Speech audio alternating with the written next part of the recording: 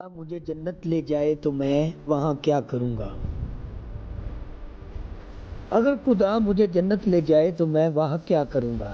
میں سیدہ آسیہ زوجہ فرعون کے پاس جاؤں گا اور پوچھوں گا کہ اپنے پیٹ پر پورا پتھر اٹھانے کی برداشت کہاں سے لی تھی۔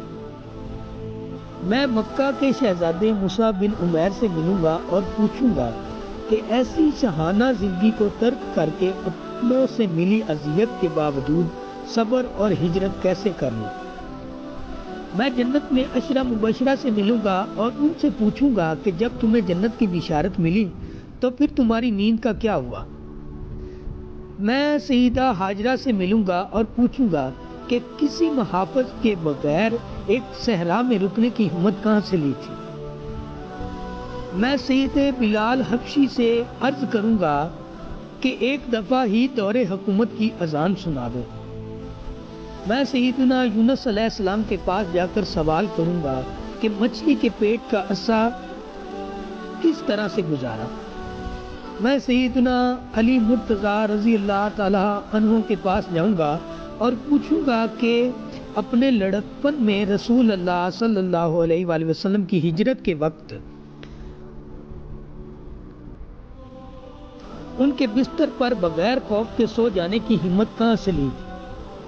میں سیدنا صدیق اکبر رضی اللہ تعالیٰ عنہ کے حضور حاضری دوں گا، سوال کروں گا کہ جب رسول اللہ صلی اللہ علیہ وآلہ وسلم کی وفات ہو چکی تھی تو آپ نے ایسی استقامت کیسے دکھا لی جبکہ آپ تو دل کے بھی نرم تھے، آنسو میں بہنے کو تیار رہتے تھے۔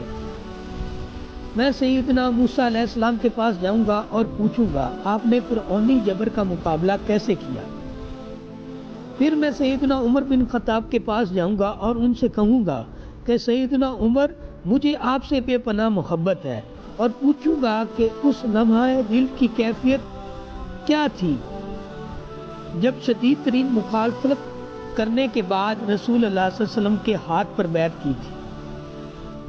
پھر میں یوسف علیہ السلام کے پاس جا کر کہوں گا سید یوسف علیہ السلام آپ کا قصہ مجھے سب سے زیادہ محبوب ہوا کرتا تھا اور آپ کے نام سے نازل ہونے والی سورت مجھے سب سے زیادہ حبیب تھی۔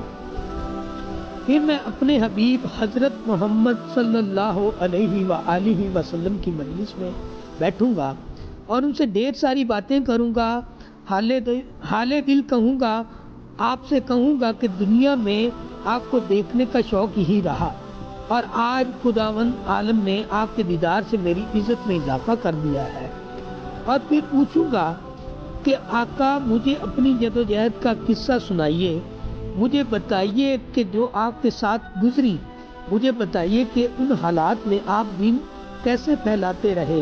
پھر اپنے رب کے پاس جاؤں گا جب وہ مجھے اپنی روایتوں سے مشرف کرے گا اور میں نہیں جانتا تب میں بول بھی پاؤں گا کہ نہیں، خدایا ہمیں جنت میں ان کے ساتھ رکھنا جن سے ہم محبت کرتے ہیں، آمین ثم آمین۔